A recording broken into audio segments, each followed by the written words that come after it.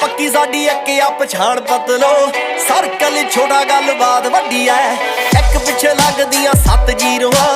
एडे मोले वाली जट कोल गड्डी ऐ दसांझा वाला नाम दिलां उत्ते लिखिया खासा जोर लग जू मटाउण वास्ते पैसे पूसे बारे बिल्लो सोचे दुनिया जट पैदा होया बस